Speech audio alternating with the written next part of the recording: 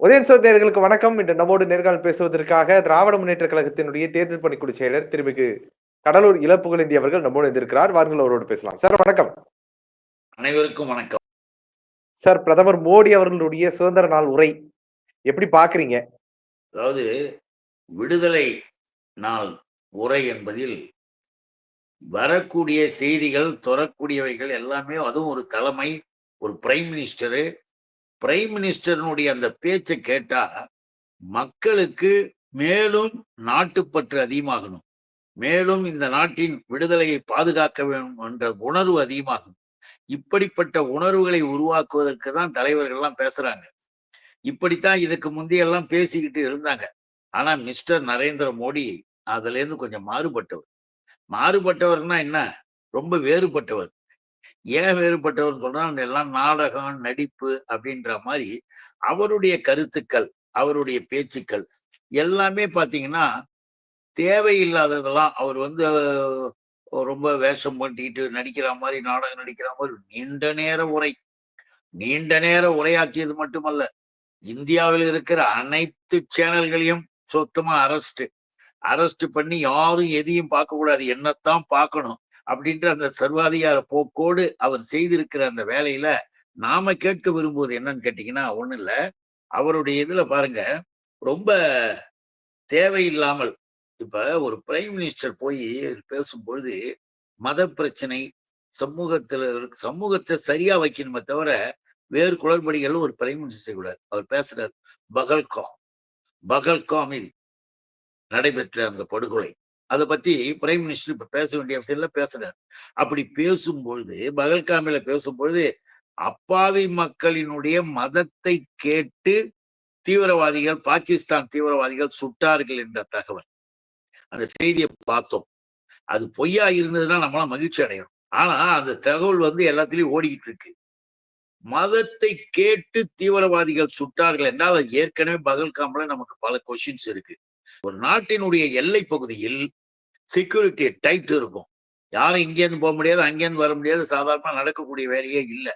அதையும் தாண்டி ஒருவர்கள் வந்தா இன்னொரு இடத்துல லோக்கல் போலீஸினுடைய டைட் இது பாதுகாப்பு இருக்கும். இதெல்லாம் இருக்கக்கூடிய அந்த நிலையில சாதாரணமா ஒரு 3 பேர் 4 பேர் துப்பாக்கியை எடுத்துக்கிட்டு நம்ம நாட்டு எல்லை உள்ள சுற்றுலா பயணிகளாக இருக்கக்கூடிய மக்களை சுடுறாங்க. 26 பேர் சாகுறாங்க. நரேந்திர மோடிக்கு இது ஒருவேளை தெரிந்திருக்குமே என்ற சந்தேகம் கூட நமக்கு இருக்கு. ஏன்னா அமித்ஷாவும் நரேந்திர மோடியும் ராஜ்நாத் சிங்கும் இது சம்பந்தமாக எப்படி இவங்கெல்லாம் உள்ள வந்தாங்கன்னா இது வரைக்கும் சரியான பதில சொல்லல. அவங்க வந்தவங்க சுட்ட உடனே அங்கே இருந்த அங்க இருந்த அடிபட்டு சுட்டு விழுந்தவங்களுடைய கஷ்டம் யாருக்கு தெரியும்? மோடிக்கா தெரியும். அவங்க கஷ்டப்பட்டு அதுல 2-3 பேர் கதறினாங்க. எங்களை பாதுகாப்பு கொடுத்ததே அங்க இருந்த இஸ்லாமிய பெண்கள். ஒரு இஸ்லாமிய சமூகத்தை சேர்ந்தவர் தான் எங்களை அரவணைச்சு எங்களை அழைச்சிக்கிட்டு ஓடினாரு. அதனால்தான் நாங்க உயிர் படைச்சோம் என்று மக்கள் பாதிக்கப்பட்ட மக்கள் பேட்டி கொடுத்திருக்காங்க. ஆனா இந்த நபர், மோடி என்ற அந்த மோசடி நபர் என்ன சொல்றாரு? மதங்களை கேட்டு நீ என்ன மதம் கேட்டு வந்த பாகிஸ்தான் தீவிரவாதிகள் சுட்டார்கள் என்ற செய்தியை சொல்லுகிறார் என்றால் ஒரு மத பிரச்சனையை உள்ள தூண்டி விடுகிறார் என்று பொருளாகிறது. இது ஒரு தவறானது ஒண்ணு. அத போல கோடிக்கணக்கான மக்களுடைய பசி பிணியை போக்குவது ரொம்ப சவாலா இருந்துதான் போன ஆண்டு யாருக்கு? மோடிக்கு. அத நம்ம விவசாயிகள் அந்த சவாலை எதிர்கொண்டு வெற்றி பெற்றார்கள். விவசாயிகளை பாராட்டார். யாரு இதுக்கெல்லாம் யாரு காரணம்? நீதான். 3 விவசாய சட்டங்கள் என்ற பெயரில் விவசாயத்தையே, இந்திய நாட்டின் விவசாயத்தையே தனியாருக்கு வியாபாரம் செய்யக்கூடிய நிலையில் நீங்க வச்சுங்க. விற்கிறது, வாங்கிறது, விதைக்கிறது. அதை நான் ஷார்ட்டா சொல்றது. 3 இது சட்டத்தை விற்கிறது, வாங்கிறது, விதைக்கிறது. ஒரு நபர்கிட்ட நீ ஒண்ணும் இல்லை, உன்னுடைய சொந்த லேண்ட ஒரு கம்பெனிகிட்ட ஒப்படைக்கணும். அவ்வளவுதான், முடிஞ்சு போச்சு. அவனே விதைப்பான், அவனே ஒரு கம்பெனிக்கு விற்பான், அவனே ஒரு கம்பெனிக்கு செய்வான், வாங்குறது, இன்னொரு இடத்துல வாங்குறது. இதெல்லாம் என்னன்னு கேட்டீங்கன்னா, உனக்கு ஒரு அமௌண்ட் கொடுப்பாங்க, அந்த அமௌண்ட்டோடு நீ போய் சேர வேண்டியதான். அதான் விவசாயி என்று இருந்ததை 1 வருட காலம் எதிர்த்தார். கிட்டத்தட்ட 300 பேருக்கு மேல் இறந்து போனார்கள். மோடி ஊர் சுத்திக்கிட்டு, உலகம் சுத்திக்கிட்டு இருந்த உன் கட்சியும் நீயும் விவசாயிகளுடைய ரத்தத்தை பற்றி கவலைப்படல. ஆனா எதிர்கட்சிகள், இந்திய கூட்டணி எல்லாமே வேதனைப்பட்டு அவங்க ஆறுதல் சொன்னது மட்டுமல்ல, போராட்டங்கள் பண்ணாங்க, திரும்பி கூட. ஆனா இன்னைக்கு ஒரு பேச்சில் சொன்னார். அவர்கள் அந்த சவாலை எதிர்கொண்டு வெற்றி பெற்றார்கள். யார்? உன்னை வெற்றி பெற்றாங்க. உன் செயல்களை அடிச்சு உதைச்சு வெற்றி பெற்று 3 சட்டத்தையும் செய்ய முடியாம நிறுத்துனாங்க. இதுதான் அவங்க வெற்றி பெற்றது. ஆக எல்லா இடத்திலும் மோடியினுடைய செயல்கள் என்ன இருக்குன்னு கேட்டீங்கன்னா, பழையதை ஞாபகப்படுத்துற மாதிரி.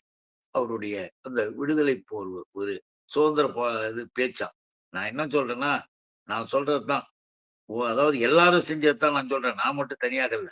எந்த பிரைம் மினிஸ்டராக இருந்தாலும் சரி, நாட்டின் நலன், நாட்டின் அக்கறை, அயல் நாடுகளில் நமக்கு இருக்கக்கூடிய உறவு நிலைகள், இன்னைக்கு இருக்கிற உறவு நிலை மிக மோசமான நிலைமைக்கு ஆளாயிட்டோம். இந்த மோடியால தானே. இப்ப மோடி மீனவர்களை பத்தி எல்லாம் பேசுறாரு. இந்த மோடி மீனவர்களை பற்றி பேசுற மோடி, உன்னுடைய நண்பனாக இருக்கக்கூடியவர் தான் இலங்கையில இருக்காங்க ஆட்சியில. உன் நண்பர்கள் எங்க தமிழ்நாட்டு மீனவர்களை புடிச்சிட்டு போயிடுறாங்க. நான் என்ன கேட்கிறேன், என்னுடைய கேள்வி என்னன்னு கேட்டீங்கன்னா, ஒரு தடவையாவது அங்கிருந்து வருகின்ற மீனவர்களை நீ புடிச்சிருக்கியா? அது என்ன, கடல்ல என்ன எல்லை கோடு போட்டு வச்சிருக்கியா? இல்ல எங்காவது கொடி கட்டி வச்சிருக்கியா?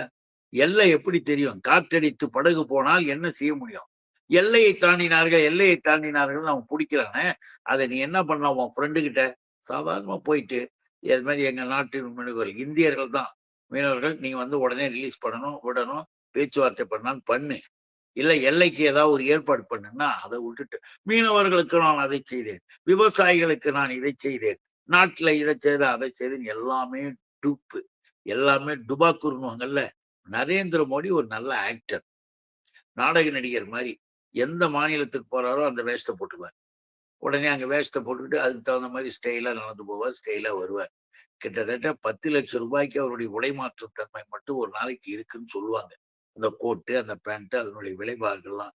இப்படி அவர் உடம்பு முழுக்க ஜெர்மன், பிரான்ஸ் கண்ணாடி, ஜெர்மன் வாட்ச், செருப்பு கூட இந்தியாவது கிடையாது, வெளிநாட்டுது. இப்படி எல்லா அயல் நாட்டு பொருளையும் நான் மேல போட்டுக்கிட்டு, உள்நாட்டு பொருள்களைத்தான் இனிமேல் வாங்க வேண்டும் அப்படின்னு பேசுவாரு. இப்படி நம்ம நரேந்திர மோடி என்கின்ற ஒரு நபர் பிரைம் மினிஸ்டராக இருக்கின்ற வரை இந்தியாவில் ஜனநாயகமும் இருக்காது. இந்தியாவில் உண்மையான சமத்துவம், சமூக நீதியும் இருப்பதற்கு முடியாது. அதைவிட மோசம், சாதாரண குடிமக்களின் வாழ்க்கையில் கூட நரேந்திர மோடியினுடைய பேச்சின் மூலமாக பிரச்சனைகள் தான் வருமே தவிர ஒண்ணும் நல்லது வந்ததாக இதுவரைக்கும் கிடையாது, வருவதற்கு வாய்ப்பு இல்லை. அணுகுண்டு ஆயுதத்தினால எங்களை மிரட்ட முடியாது அப்படின்னு மோடி அவர்கள் பேசியிருக்கிறாரு. அணுகுண்டு ஆயுதத்தால மிரட்ட முடியாதுன்னு இவர் பேசினா என்ன அர்த்தம்? பாகிஸ்தான் என்ன சொன்னாங்க? எங்களிடம் விளையாடினால் நாங்கள் சும்மா இருக்க மாட்டோம், அணுகுண்டியை வீசுவோம் அப்படின்னு பாகிஸ்தான்ல சொன்னாங்க. அது எவ்வளவு பெரிய தப்பு, எவ்வளவு பெரிய கொடூரம். அணுகுண்டுனா என்ன சும்மாவா? பல லட்சம் மக்கள் இறந்து போவார்கள், அந்த பகுதியே சுத்தமா தீஞ்சு போகும், உலகத்திற்கே கேடு விளைவிக்கக்கூடிய அந்த அணுகுண்டை அவர் வந்து நான் அணுகுண்டை வீசுண்டார். இவரு அணுகுண்டாலாம் எங்களை ஒண்ணும் பண்ண முடியாது. இவருக்கு என்ன கிடைக்குது? இவரா இருக்கிறாரு. இவருக்கு வந்து நாட்டுப்பற்று இருக்கா? இல்ல சமூகத்தில் இருக்கிற மக்களை பற்றியான நல்ல எண்ணங்கள் இருக்கா? இவர் என்ன சொல்லியிருக்கணும்?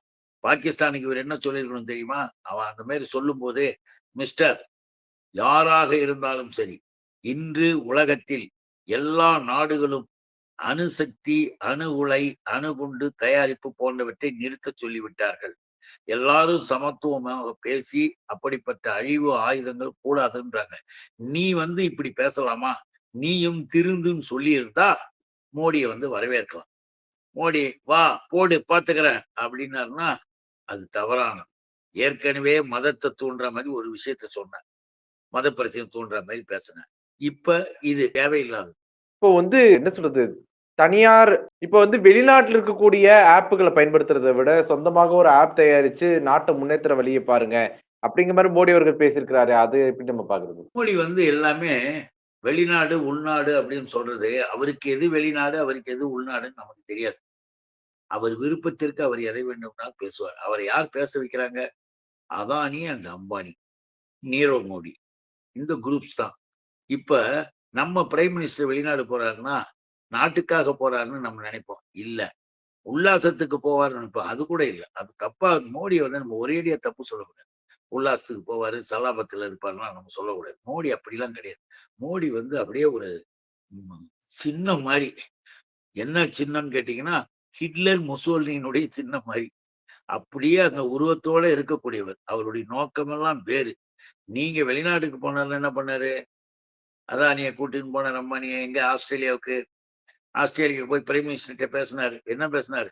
அவர்களுக்கு கோல் மைன், நிலக்கரி சுரங்கத்தை உரிமையை வாங்கி எடுத்து குடுத்து அதுல சாட்சி கையெழுத்து போடுறாரு. இந்திய நாட்டின் பிரைம் மினிஸ்டர் இந்தியா மக்களுடைய பணத்துல நீ ஆஸ்திரேலியாவுக்கு போய் உன் ஃப்ரெண்டுக்கு கோல் மைன் வாங்கி குடுக்குற. என்ன அர்த்தம்? இவ்வளவு லட்சம் இவருடைய லட்சணம்.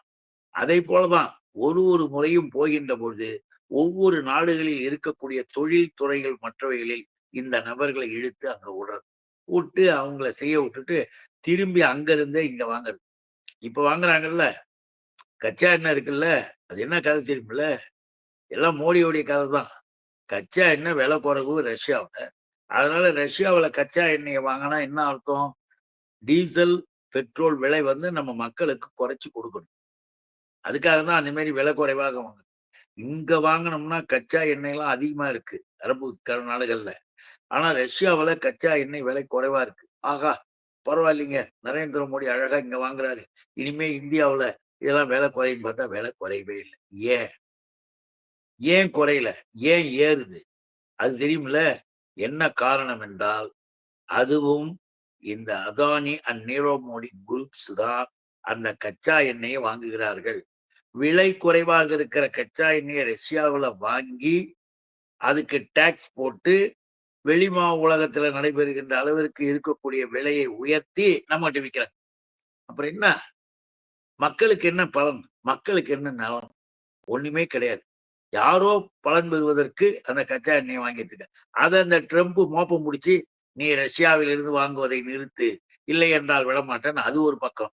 ட்ரம்ப் கூட அப்படியே கட்டி அணைச்சு ஃப்ரெண்டா இருப்பாரு. அந்த ட்ரம்ப் என்ன பண்ணப்பல 50% டாக்ஸ்ன்ட்டாப்ல இந்திய பொருள்களுக்கு, இறக்குமதி பொருள்களுக்கு ஏற்றுமதிக்கலாம். அப்போ பாதிக்கப்படுறது யார்? இந்தியா மக்கள், இந்தியாவின் சாதாரண நடுத்தர குடும்பத்தைச் சேர்ந்தவர்கள். பாதிக்கப்படுகின்ற நிலை மோடியின் செயலால் வருது. மோடியினுடைய பேச்சு, மோடியினுடைய செயல் எல்லாமே நடிப்பு, நாடகம். தனியாருக்கு தாரை வார்க்கப்பட்டது இந்தியா. இன்றைக்கு RSS தலைமையின் கீழ் இருக்கக்கூடிய இந்த அரசாங்கம் RSS அரசியலுக்கு ஏற்ப ஆடிக்கொண்டிருக்கிறது.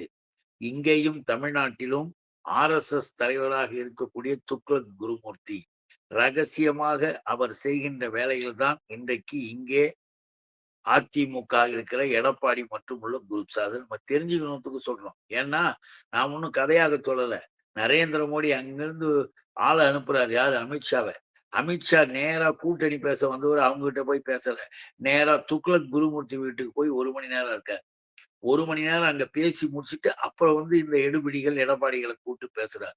ஆக ஒட்டுமொத்தமாக இந்திய துணைக்கண்டத்தை RSS வளைத்து கொண்டிருக்கிறது. தேர்தல் ஆணையம் உட்பட இன்றைக்கு அந்த நிலையில் மாட்டிக்கொண்டிருக்குது.